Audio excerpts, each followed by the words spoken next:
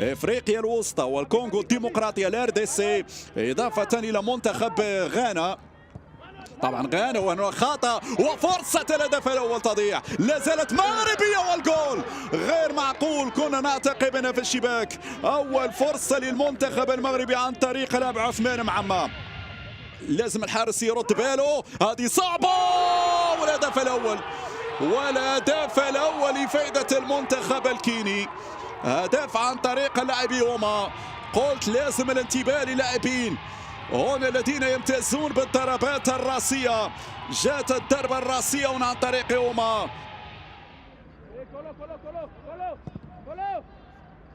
باوف وسط على الجهه اليمنى، هنا الكنترول والدخول وفرصه الجول، فرصه الجول.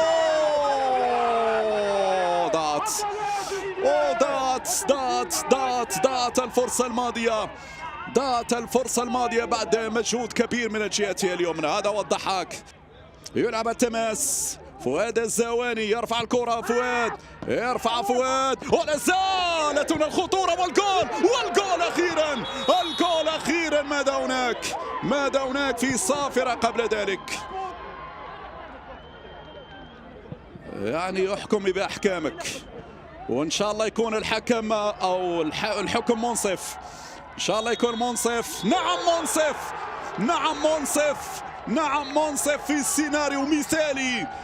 سيناريو مثالي، قلت سيكون سيناريو مثالي لو المنتخب المغربي سجل التعادل قبل نهاية الجولة الأولى. هدف يحتسب لياسر الزابيري خريج أكاديمية محمد السادس، يأتي بالخبر السار، بل الحاكمة كوما تأتي بالخبر السار لأن الفار دخل على الخط. تمشي مجددا استلام بهذه الكيفية من الصادق يلعبها ممتازة وانطلاقة من معمى. كورتك يا معمى، هل تمر يا معمى؟ رائع معمى، مرة معمى وراوغ المرة الثانية ويرفع كرة، جول. سابيري جول، السابيري يصل الشباك. سلامات يا الزابيري، سلامات يا الزابيري. ان شاء الله الامور سليمة، ان شاء الله الامور تمر بسلام، لأنه لاعب اصطدم هنا في كرة جول. شوف الإعادة. كل هذه الاشياء يجب ان نراها بدايه من هذه الكاس الافريقيه. طبعا التحفيزات دائما حاضره كما كان الحال من مع فئه 17، الان حاضره مع 20. والثالث كان قريب، لكن هنا يسمع صوت الحديد، صوت القائم الثاني، نعم، يمنعنا من مشاهده الهدف الثالث. الكره كانت قريبه للشباك، ولكن فرق هدف واحد لا يطمئن، لا يريح البال يا وهبي. لازمنا الثالث لنرتاح، ولازمنا الثالث نعم لنطمئن على مصير الثلاث نقاط في خطوة أولى من أجل الربع النهائي. ومن ثم لكل حادث حديث. هذه العرضية حذاري من التسديد، والتعادل في وقت صعب جدا. حذاري من التسديد هنا. بيجا يسدد في لقطة الهدف الثاني. التعادل الآن، قلت بأن 2-1 لا تريح يا وهبي. إذا تمشي للصادق، يلا يا معمى، يلا عثمان، مرة عثمان، سلة عثمان، العرضية عثمان.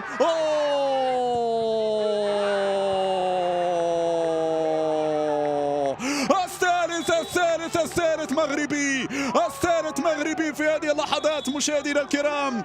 العلاوي يضرب، العلاوي يضع في الشباك. 3-2 امامنا على الصورة. رضا العلاوي تابع كرة في لحظة كان فيها سقوط، لكن العلاوي في المكان المناسب يأتي بالهدف الثالث. لحرمنا من الهدف، إذا هدف، نعم.